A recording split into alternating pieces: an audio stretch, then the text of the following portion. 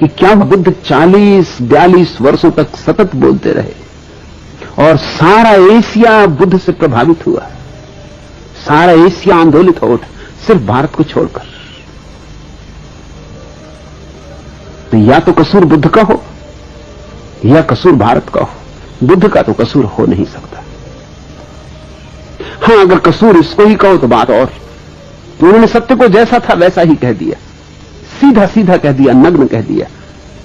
भारत के पंडित के वस्त्रों से न पहनाए, और मैं कहता हूं अच्छा किया कि न पहनाए। भारत ने माना या न माना, लेकिन बुद्ध ने अपनी ओर से चेष्टा में कोई कमी नहीं की। भारत को जगाने का जैसा अथक प्रयास बुद्ध ने किया, न उसके पहले किसी ने किया था, न उनके बाद किसी ने किया।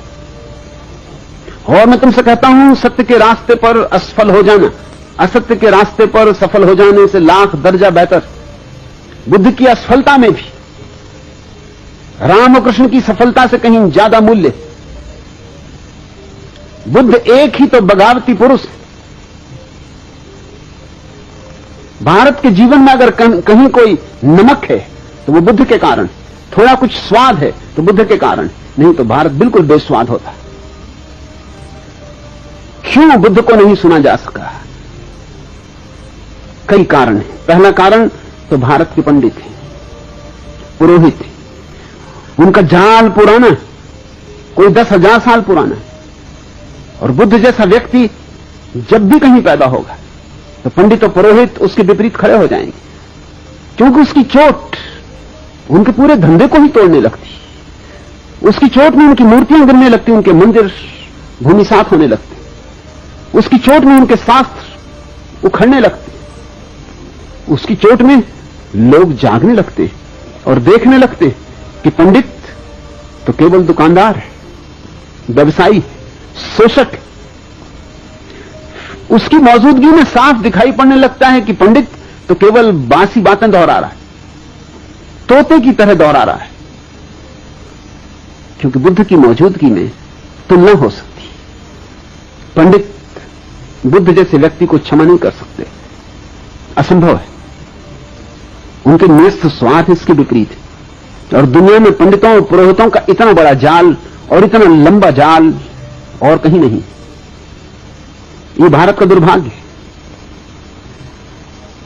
कि यहां सारा जाल इतना प्राचीन हो चुका है कि उसे तोड़ना मुश्किल होता है। वो हमारे रग रेशे में समा गया है। कोई वेद के खिलाफ कुछ कहे, बस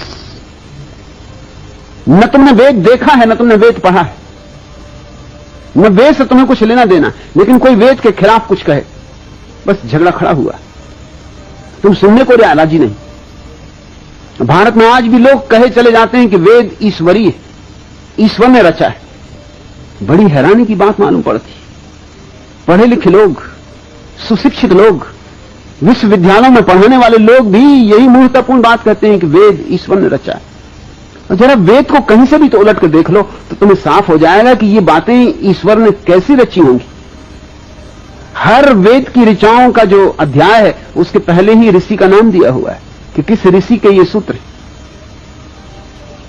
और उन सूत्रों से जाहिर होता है कि वो मनुष्यों के रचे हुए।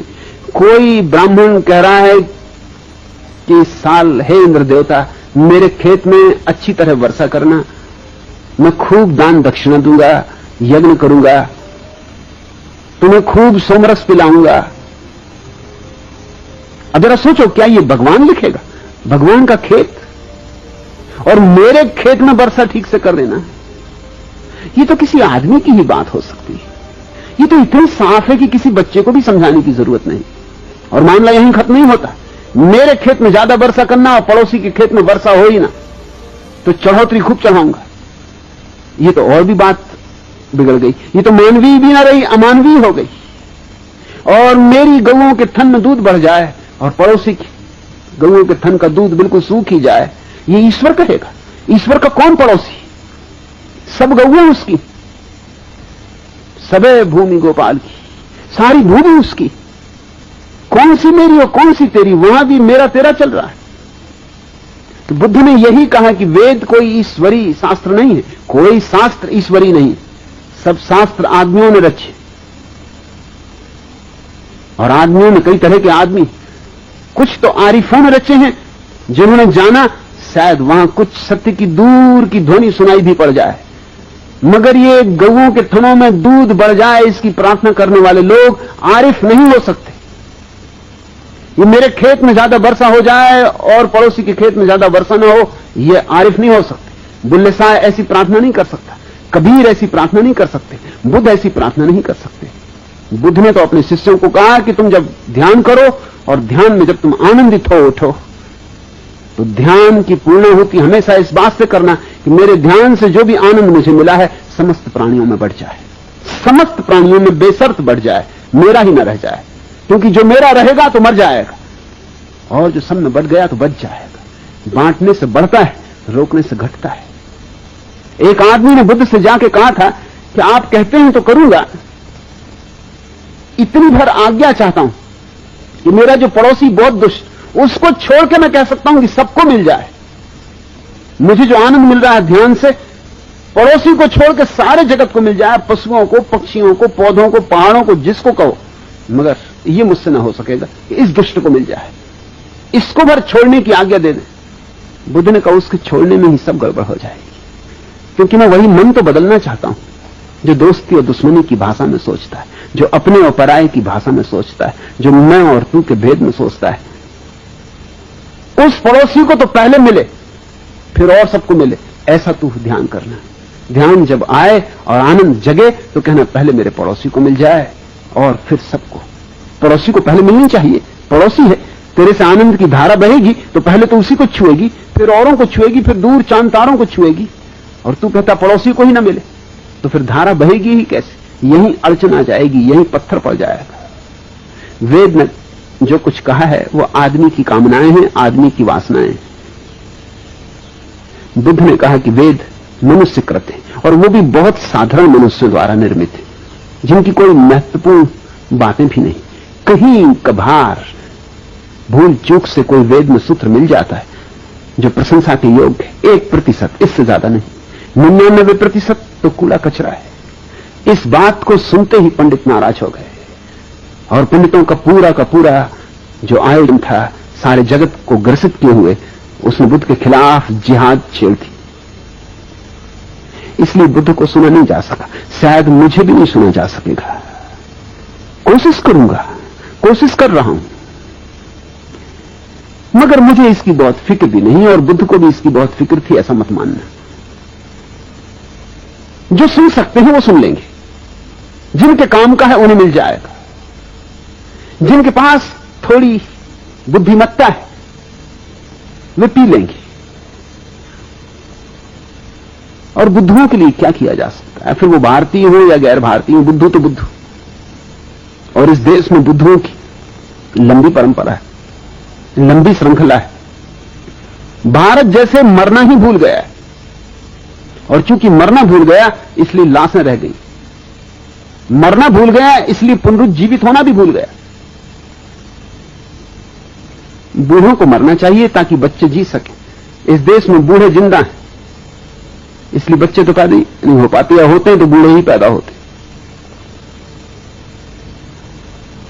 फिर भारत कहने को आस्तिक है लेकिन वस्तुतः आस्तिक नहीं, नास्तिक है, क्योंकि तुम्हारा सारा धर्म नकार पर खड़ा है।